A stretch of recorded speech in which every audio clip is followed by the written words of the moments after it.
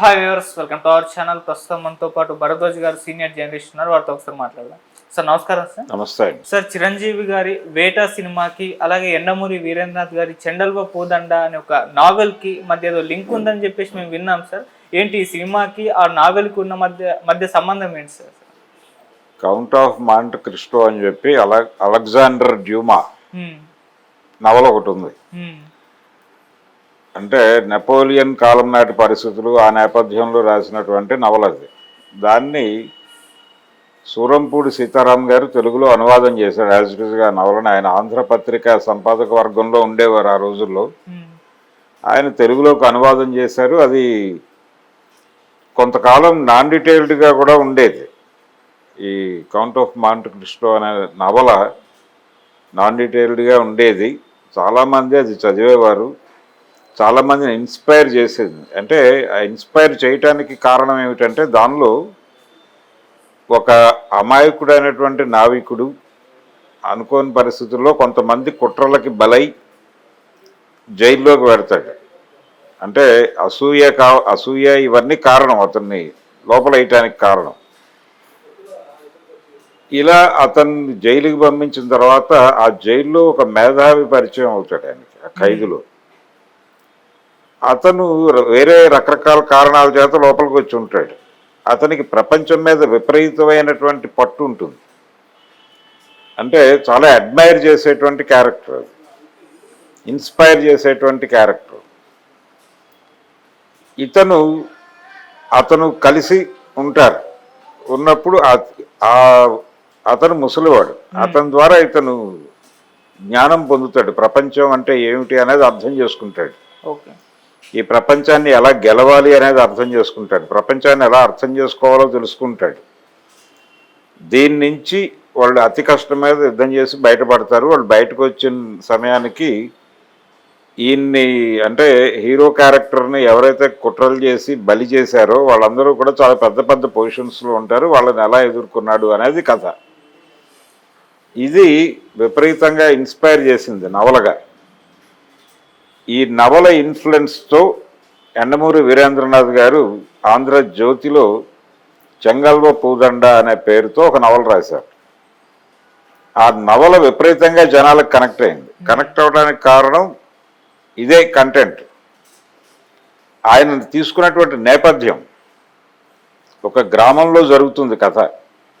మన తెలుగు గ్రామంలో ఒక కథ జరుగుతుంది. ఆ గ్రామంలో ఒక అమాయకుడైనటువంటి కుర్రాడు అన్ని పనులు చేస్తూ ఉంటాడు, అందరికీ సహాయకారిగా ఉంటూ ఉంటాడు. అతన్ని కొంతమంది వాంటెడ్గా ఒక క్రైమ్లో ఇరికించి, అంటే ఇక్కడ ఒక చిన్న ప్రేమ వ్యవహారం ఉంటుంది. ఫైనల్గా ఇతని మీద కోపంతో ఇతరేతర కక్షలు మనసులో పెట్టుకుని ఒక సంపన్న వర్గం ఇతన్ని తీసుకెళ్ళి జైల్లో పడేస్తుంది, దొంగ కేసులు అవి పెట్టి. ఫైనల్గా ఇతను జైల్లోకి వెళ్ళిన తర్వాత అక్కడ సేమ్ ఆ నవలలో లాగానే ఈ నవలలో కూడా ఒక నక్సలైట్ లాంటి క్యారెక్టర్ ఒకటి తగులుతుంది జైల్లో. అంటే పూర్తిగా ఎండమూరి గారు ఈ నేటివిటీకి పట్టుకొచ్చాడు, మన నేటివిటీకి పట్టుకొచ్చేసి రాశాడు అది నవల. ఇతను రకరకాల విషయాలు చాలా అలవోకగా మాట్లాడుతూ ఉంటాడు. ఇలా ఆకాశంలోకి చూసి, అయితే ఈసారి ఫలానా ప్రాంతంలో కరువు వచ్చే అవకాశం ఉంది అంటాడు. ఎలా చెప్పగలవు నువ్వు, అలా ఎలా చెప్పేశావు అని అడుగుతాడు ఇతను. అడిగితే మేఘాల కదలికను బట్టి నాకు ఏ ప్రాంతంలో వర్షాలు పడతాయో కొంత అర్థమవుతోంది. సో దీని ప్రకారం చూస్తే నువ్వు చెప్తున్న ప్రాంతంలో వర్షాలు పడే అవకాశం లేదు, ఈసారి పంటలు దెబ్బతినే ఛాన్సెస్ ఉన్నాయి. ఇలా చెప్తూ ఉంటాడు అతను ప్రతి విషయాన్ని అలా గమనించి. ఇతను షాక్ అయిపోయి అతని దగ్గర నుంచి విద్య నేర్చుకోవాలి అనే అతను శిష్యరికం చేస్తాడు. ఈ క్రమంలో అతను చాలా ఉన్నత స్థాయి, అంటే చాలా జ్ఞానిగా ప్రపంచానికి, అంటే ప్రపంచంలో ఏ యూనివర్సిటీలోనూ ఎన్ని డబ్బులు ఖర్చు పెట్టినా, ఎంతమంది ఉపాధ్యాయుల దగ్గర ట్యూషన్లకు వెళ్ళినా లభించినటువంటి జ్ఞానం ఆ జైల్లో అతని సన్నిధిలో ఇతనికి లభిస్తుంది. ఉమ్. ఆ లభించిన జ్ఞానంతో బయటకు వచ్చిన తర్వాత అతను ఏం చేశాడు అనేది చెంగల్వ పోదండ నవల కథ. ఓకే. ఈ క్రమంలో ఆ పల్లెటూరులో ఇతనికి వాళ్ళకి జరిగిన ఘర్షణ నేపథ్యంలో ఇతని మీద పగ సాధింపు చర్యలో భాగంగా ఈ కేసుల్లో పెట్టి లోపలేసేయటం, వీటిని ఎలా అతను హ్యాండిల్ చేశాడు, ఎలా పగ తీర్చుకున్నాడు, అవన్నీ ఉంటాయి దీనిలో. ఓకే. పర్టికులర్గా ఈ జైలు ఎపిసోడ్స్ విపరీతంగా కనెక్ట్ అయినాయి జనాలకు. అది ఆంధ్రజ్యోతిలో సీరియల్గా వచ్చింది. ప్రతి వారం ఆ నవల కోసం ఎదురు చూసేవాళ్ళు. దానికి ప్యారలల్గా ఇది చెంగల్వ పోదండ ఆంధ్రజ్యోతిలో అచ్చవుతున్న టైంలోనే సమాంతరంగా ఆంధ్రపత్రికలో కేశవరెడ్డి గారి ఇన్క్రెడిబుల్ గాడెస్ వచ్చేది, క్షుద్ర దేవతలు. ఈ క్షుద్ర దేవతలు అనే ఇన్క్రెడిబుల్ గాడెస్ నవలకి ఇక్కడేమో ఎండమూరి గారి చెంగల్వ పోదండకి మధ్యలో పోటీ ఉండేది. అంటే ఆ రోజుల్లో లైబ్రరీలో ఇది అది చదవటం కోసం వెళ్ళేవాళ్ళు జనాలు. ఇది కొని ఇది నా దగ్గర ఉంది అని వేరే వాళ్ళతో అది కొనిపించి ఇది ఎక్స్చేంజ్ చేసుకుని చదువుకునేవాళ్ళు. అంత ఉత్సుకత ఉండేది, అంత పెద్ద సక్సెస్ అది నవల. ఆంధ్రజ్యోతి సీరియల్గా వచ్చేటప్పుడే పెద్ద సక్సెస్ అది. ఎండమూరి గారి నవలల్లో సినిమా చేయకుండా వదిలేసింది అదే. ఓకే. అభిలాష డబ్బు టు ద పవర్ ఆఫ్ డబ్బు ఛాలెంజ్గా వచ్చింది, రాక్షసుడుగానే వచ్చింది, మరణ మృదంగం వచ్చింది, ఇవన్నీ వచ్చినాయి. కానీ చెంగల్వ పోదండ ఎందుకనో రాలేదు. కానీ ఆ రూపంలో యాజ్ ఇట్ ఈజ్గా అంటే ఒరిజినల్ నవల నుంచి ఇన్స్పైర్ అయ్యి ఒక స్క్రిప్ట్ తయారు చేశారు. పరుచూరి బ్రదర్స్ నాయకత్వంలో జరిగింది అది.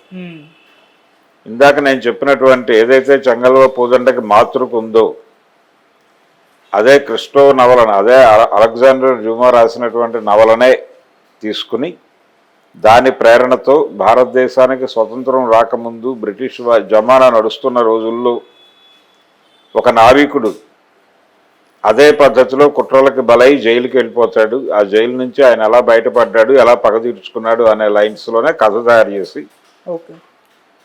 వేట అనేటువంటి సినిమా తీశారు.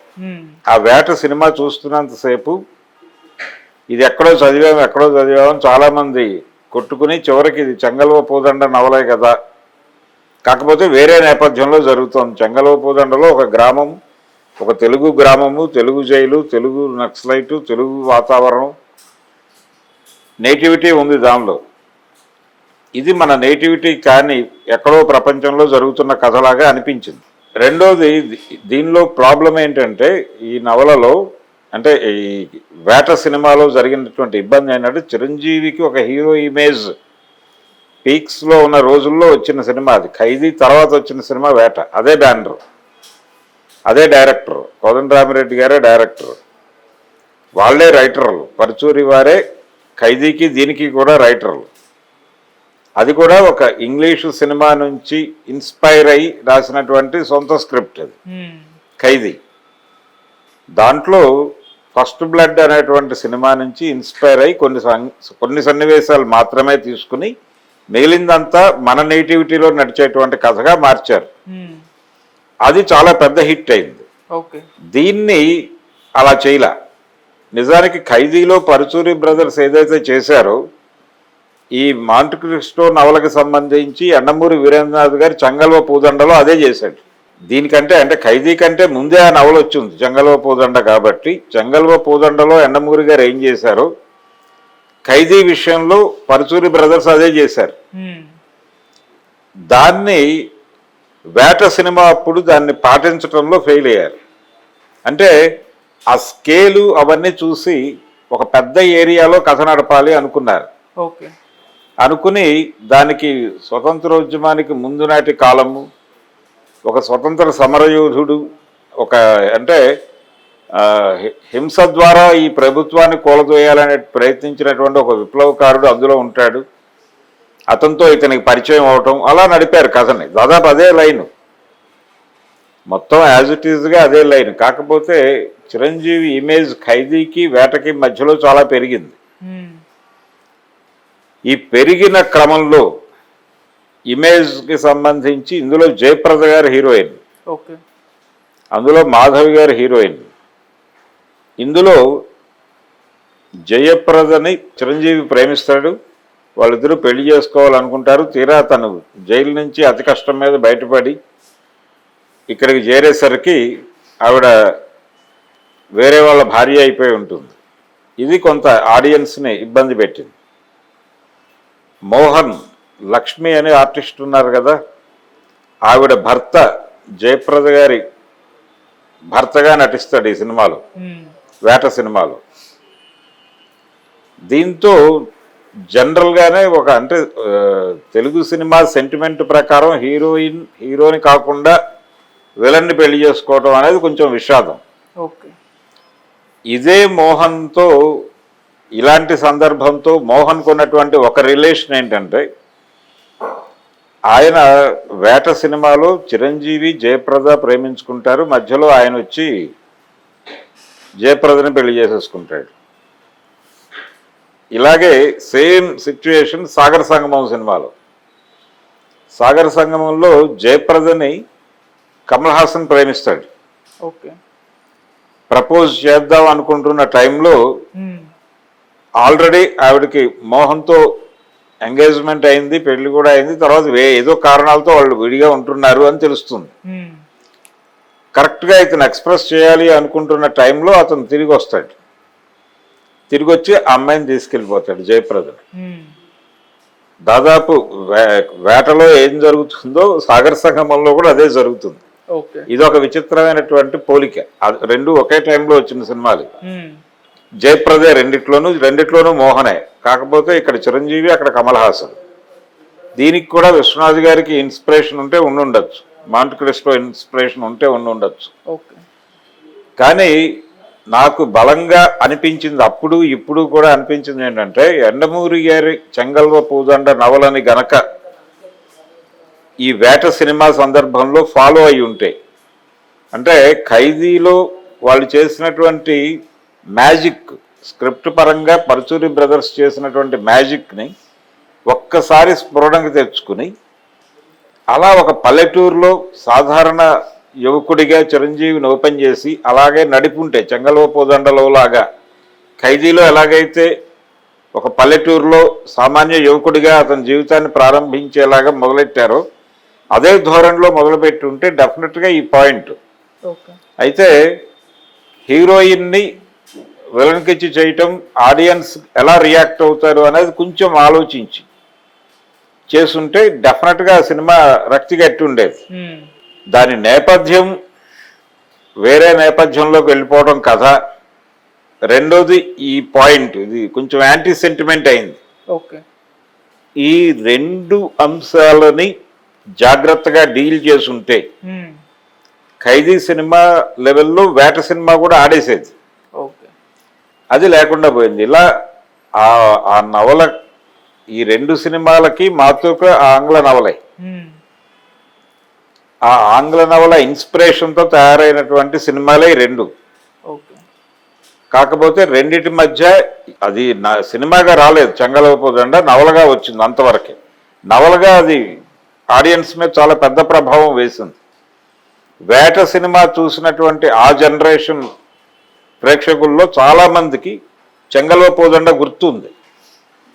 గుర్తుండటం వలన ఆ పోలిక వచ్చింది. అప్పట్లో ఆ పోలిక వచ్చింది. అయితే వీరేంద్రనాథ్ గారు ఎక్కడ ఇది స్ట్రైట్గా అనువాదం అని చెప్పలేదు. అయితే ఆయన మీద ఆ ప్రభావం ఉంది అని చెప్పుకున్నాడు. ఆయన మౌంట్ క్రిస్టో ప్రభావం ఉంది, దాని వలన అందులో నుంచే నేను చెంగల్వ పూదండ డిజైన్ చేసుకున్నాను అని చెప్పాడు ఆయన చాలా సందర్భాల్లో, చాలా ఇంటర్వ్యూలు.